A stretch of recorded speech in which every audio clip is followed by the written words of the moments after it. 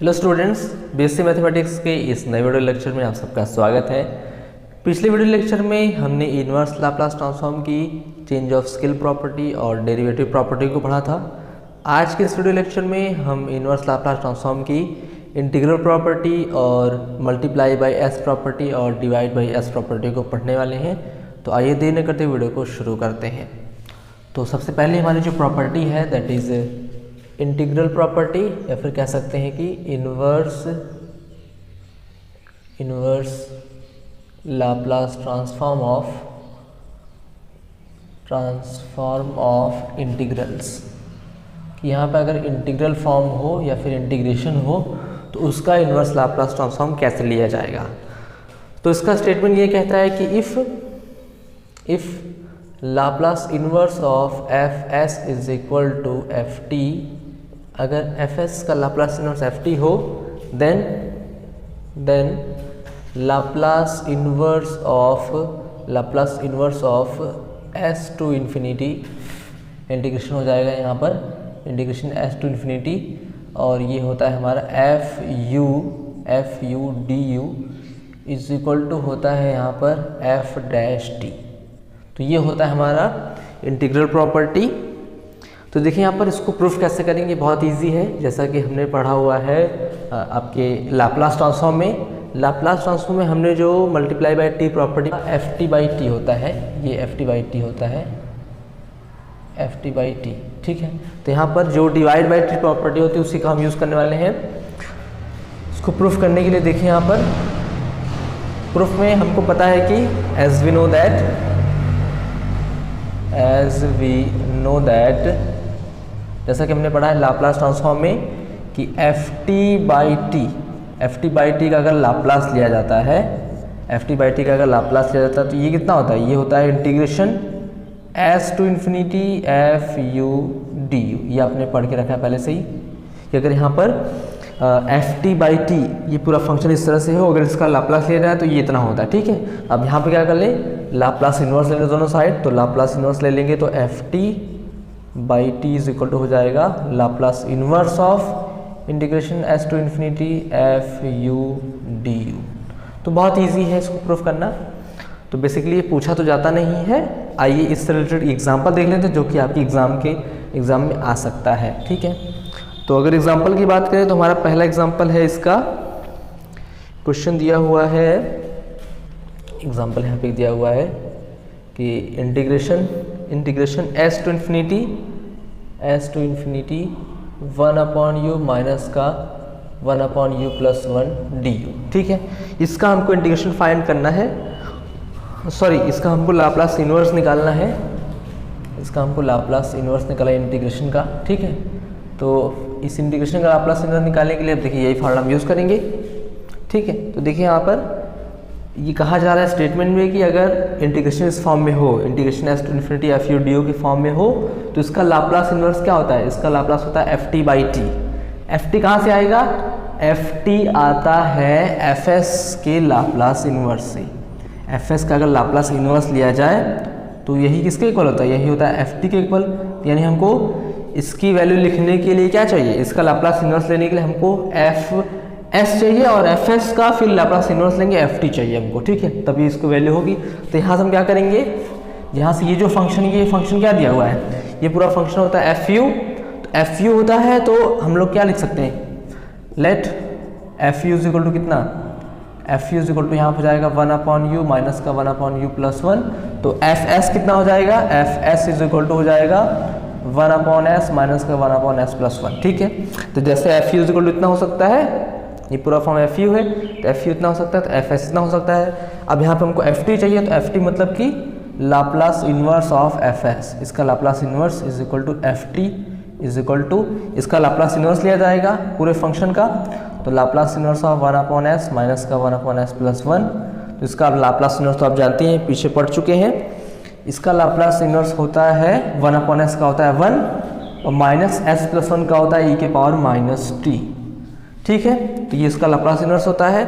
अब हमको लिखना है क्या, अब हमको अगर चाहिए इसकी value, Laplace inverse of integration s to infinity 1 upon u minus 1 upon u plus 1 और डी यू इसकी वैल्यू, तो इसका हम फॉर्मूला लगाएंगे डायरेक्ट। तो इस वाले फॉर्मूले से अगर इसको हमने एफ यू माना है तो इसका इंटीग्रेशन क्या होगा, इसका जो लाप्लास इनवर्स होगा एफ टी बाई टी होगा। एफ टी बाई टी मतलब कह सकते हैं कि 1 माइनस ई की power minus T by T. तो ये हो जाएगा इसका सॉल्यूशन। ठीक है, तो बहुत इजी है इसको यूज़ करना। बस यहाँ पे इंटीग्रेशन में जो फंक्शन दिया था उसको एफ यू मानते हैं और एफ यू के बाद उसको एस में चेंज करके उसका लेंगे इन्वर्स लेंगे, तो वो जो वैल्यू आएगी वो एफ टी कहलाता है। फिर एफ हमको पता है कि इंटीग्रेशन अगर इस फॉर्म में हो तो इसका Laplace inverse F t by T होता है। तो एफ टी जो वैल्यू आएगी उसको टी से डिवाइड कर देंगे तो हो जाएगा हमारा इस इंटीग्रेशन का सॉल्यूशन। तो आइए नेक्स्ट प्रॉपर्टी देख लेते हैं, that is multiply by S property. हमको निकालना है inverse Laplace transform of s f S, या फिर हम लोग कहते हैं मल्टीप्लाई बाई एस प्रॉपर्टी। ठीक है, तो देखिए एस एफ एस का जो है इनवर्स लाप्लास ट्रांसफॉर्म कैसे निकलेगा, इसका हम पहले फॉर्मूला बता देते हैं आपको, उसके बाद फिर हम बताएंगे कि ये कैसे आता है। ठीक है, तो इसका स्टेटमेंट ये कहता है कि if Laplace inverse of F S is equal to F t, if Laplace inverse of F S is equal to F t, then Laplace inverse of SFS is equal to SFS is equal to होता है f dash t, when condition यहाँ पे रहेगी when f0 is equal to 0। ठीक है, ये हमारी condition रहती है कि यहाँ पे अगर fs का लाप्लास इनवर्स ft हो तो sfs का लाप्लास इनवर्स होता है f डैश t, जहाँ पे f0 की वैल्यू क्या होनी चाहिए, 0 होनी चाहिए। देखिए आता कैसे है, हमने इसका प्रूफ देख लेते हैं। हमने पढ़ा है लाप्लास जो ट्रांसफॉर्मेशन में कि अगर हम लोग लाप्लास ट्रांसफॉर्म डेरिवेटिव जो प्रॉपर्टी हमने पढ़ा है, डेरिवेटिव प्रॉपर्टी क्या पढ़ा है कि अगर एफ डैश टी का लाप्लास लिया जाता है, एफ डैश टी का लाप्लास होता है एस एफ एस माइनस का एफ जीरो। ठीक है, तो इतना होता है। बस यहाँ पे अगर एफ जीरो की वैल्यू क्या हो जाए, अगर यहाँ पे put f zero is equal to 0, अगर एफ जीरो की वैल्यू 0 आ जाती है, एफ जीरो की वैल्यू 0 आ जाएगी तो Laplace of f dash t कितना हो जाएगा, f dash t is equal to हो जाएगा एस एफ एस। ठीक है, तो यहाँ से कह सकते हैं कि दोनों साइड क्या ले लें, लाप्लास इन्वर्स ले लें, तो Laplace inverse of s f S is equal to हो जाएगा एफ डैश टी। ठीक है, तो यानी हमको इस प्रॉपर्टी को यूज़ करने के लिए क्या करना पड़ेगा, हमको पहले एफ एस की वैल्यू लेनी होगी और एफ एस में चेक करना पड़ेगा कि क्या एफ एस का जो लाप्लास इनवर्स यानी एफ टी आ रहा है, एफ टी में टी की वैल्यू 0 पुट करने पर उसकी वैल्यू 0 आ रही है कि नहीं। अगर 0 आ जाती है तो इस प्रॉपर्टी को हम यूज़ कर सकते हैं। एक एग्जांपल देखिए, जैसे कि तो देखिए यहाँ पर एग्जांपल हमारा है, हमको निकालना है Laplace inverse of 3s by S square plus 9। तो देखिए इस प्रॉपर्टी को हम कैसे यहाँ पर यूज़ कर सकते हैं। ठीक है, तो यहाँ पर इस प्रॉपर्टी को यूज़ करने के लिए हमको एफ एस की वैल्यू चाहिए। ठीक है, क्योंकि इसका अगर लाप्लास इन्वर्स लेना होगा तो ये क्या हो जाएगा, ये इसके लिए हमको एफ टी की वैल्यू चाहिए। एफ टी मतलब इस एफ एस का लाप्लास इन्वर्स। ठीक है, तो इसको हम क्या लिख सकते हैं, इसको इस फॉर्म में लिख सकते हैं। इसको लिख सकते हैं लाप्लास इन्वर्स ऑफ 3 को बाहर कर दें, 3 तो कॉन्स्टेंट बाहर जाएगा, 3 को बाहर कर लेंगे तो हो जाएगा 3 Laplace inverse of S by S square plus 9। ठीक है, या फिर इसको हम लोग ऐसे लिख सकते हैं 3 Laplace inverse of S into S कर लें फिर into 1 upon s square plus 9, इस फॉर्म में लिख सकते हैं। ठीक है, अब यहाँ से हम लोग क्या सपोज करेंगे, यहाँ से एस को छोड़ करके जो टर्म बचेगा उसी को एफ एस सपोज करेंगे। Now let F S is equal to कितना, F S is equal to suppose कर लेंगे 1 अपॉन एस स्क्वायर प्लस 9। ठीक है, तो ये एफ एस हो जाएगा, और अगर ये एफ एस हो जाता है तो इसका इन्वर्स क्या होगा, इसका Laplace inverse of F S is equal to हो जाएगा, इसी को हम लोग कहते हैं एफ टी, जिसकी वैल्यू हमको जरूरत पड़ने वाली है। ठीक है, इसकी वैल्यू जाएगी एफ टी, और अगर इसका लेते हैं लाप्लास इन्वर्स एफ एस का, तो इसका लाप्लास इन्वर्स क्या होगा, Laplace inverse of 1 upon s square plus 9। तो 1 अपॉन एस स्क्वायर प्लस 9 होता है साइन का। ठीक है, यानी यहाँ पर जाएगा एफ टी की वैल्यू कितनी आ जाएगी, एफ टी इज इक्वल हो जाएगा साइन का 3t। ठीक है, तो ये हो जाएगा इसका, कह सकते हैं कि लाप्लास इन्वर्स, या फिर यहाँ गलती होगी थोड़ी सी कि यहाँ पे 3 को हम अंदर ही लेंगे, क्योंकि ए बाई होता है ना फॉर्मूला यार, तो 3 को अंदर ही रहने देंगे, 3 को यहाँ पे रहने देंगे। ठीक है, इसको सपोज करेंगे पूरा, अब ये होता है साइन 3t। ठीक है, तो ये हो गया, इसका एफ टी की वैल्यू आ गई। अब हमको क्या लिखना होगा, अब हमको चेक करना पड़ेगा कि क्या एफ जीरो की वैल्यू जीरो आ रही है क्या। तो एफ जीरो की वैल्यू जीरो लाने के लिए यानी कि put T is equal to zero, अगर T is equal to zero put कर लेते हैं तो एफ जीरो की वैल्यू क्या आ जाएगी, तो साइन जीरो की वैल्यू जीरो ही होती है, ठीक है। यानी एफ कह सकते हैं कि एफ जीरो की वैल्यू जीरो आ रही है, तो इस वाले फॉर्मूले को हम डायरेक्ट यूज कर सकते हैं।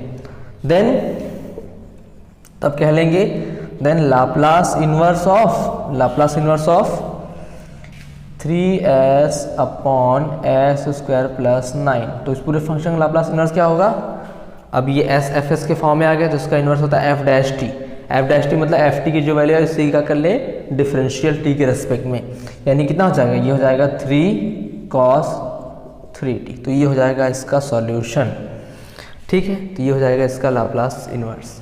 हमको बस ये ध्यान रखना है कि s को छोड़ करके जो टर्म बचता है उसको हम लोग सपोज करेंगे fs, फिर वहाँ से निकालेंगे ft की वैल्यू, फिर चेक करना पड़ेगा कि f0 की वैल्यू क्या जीरो आ रही क्या। अगर f0 की वैल्यू जीरो आ जाती है तो ठीक है, नहीं जीरो नहीं आती तो यहाँ पे वैल्यू पुट कर लेंगे इस वाले फॉर्मूले में डायरेक्ट, ठीक है। वैल्यू पुट कर लेंगे, उसके बाद फिर हम ft का कर लेते हैं डिफरेंशियल, तो वही होता है इस पूरे कह सकते हैं इस पूरे फंक्शन का लाप्लास इनवर्स। तो बहुत ईजी प्रॉपर्टी है। आइए नेक्स्ट प्रॉपर्टी देख लेते हैं। तो नेक्स्ट हमारी प्रॉपर्टी है property number 3, inverse Laplace transform of F s by S. अब इसको कहते हैं डिवाइड बाई एस प्रॉपर्टी भी कह सकते हैं। तो अगर कोई फंक्शन हम लोग कह सकते हैं कि कोई फंक्शन एफ एस है, इसका लाप्लास इनवर्स अगर एफ टी हो, then Laplace inverse of F s by f is equal to होता है 0 to t f u d u.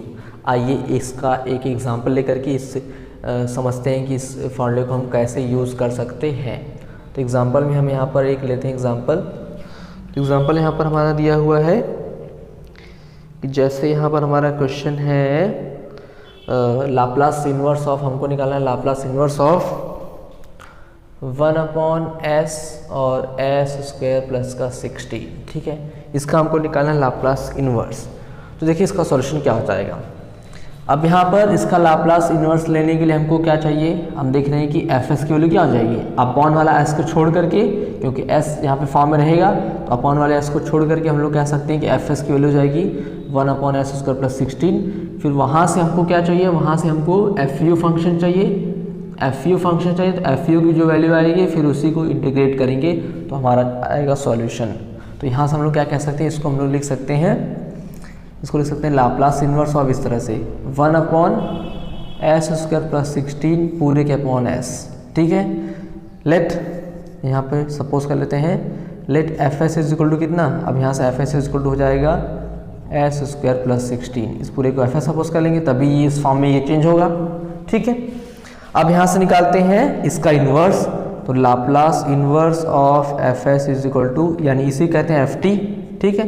तो f T is equal to कितना हो जाएगा, अब एस स्क्वायर प्लस 16 का लाप्लास इनवर्स लेना है तो यहाँ पे क्या करना पड़ेगा, इसका लाप्लास लेने के लिए हमको 4 से जो है दोनों साइड मल्टीप्लाई करना, न्यूमरेटर और डिनोमिनेटर मल्टीप्लाई करना पड़ेगा, यानी कि 1/4 बाहर आ जाएगा, यहाँ से 1/4 बाहर आ जाएगा, हो जाएगा Laplace inverse of 4/s square plus 16, ठीक है।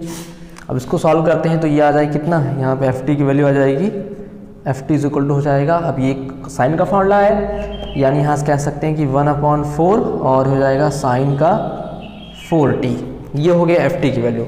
हमको चाहिए क्या, हमको इस पूरे फंक्शन का लाप्लास इनवर्स लेने के लिए एफ यू की वैल्यू चाहिए। एफ यू क्या, एफ टी की वैल्यू तो आ चुकी है, एफ यू की वैल्यू क्या हो जाएगी, तो यहाँ से टी को चेंज करने यू में, तो ये हो जाएगा 1/4 और साइन 4u।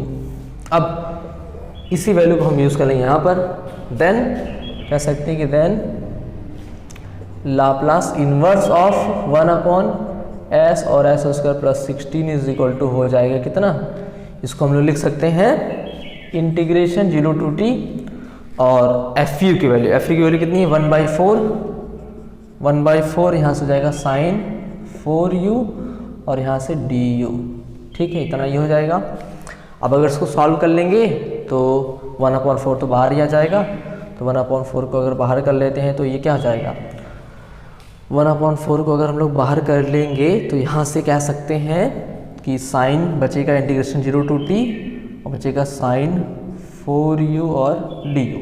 अब इसका इंटीग्रेशन करेंगे तो 1/4 साइन 4u का इंटीग्रेशन करेंगे तो मिलेगा हमको, इसका इंटीग्रेशन होता है माइनस का कॉस 4u/4, ठीक है, इतना होता है। और limit 0 to t।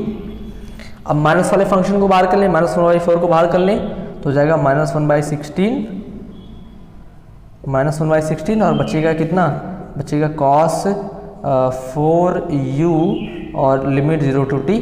Limit put कर लेंगे तो -1/16 यहाँ से हो जाएगा, पहले t पुट करेंगे तो cos 4t और माइनस का 0 पुट करेंगे तो cos 0, ठीक है, यानी यहाँ से आ जाएगा, माइनस का मल्टीप्लाई करें तो ये फंक्शन आगे आ जाएगा, यानी बचेगा 1/16 और 1 माइनस इसकी वैल्यू 1 हो जाएगी, 1 माइनस cos 4t।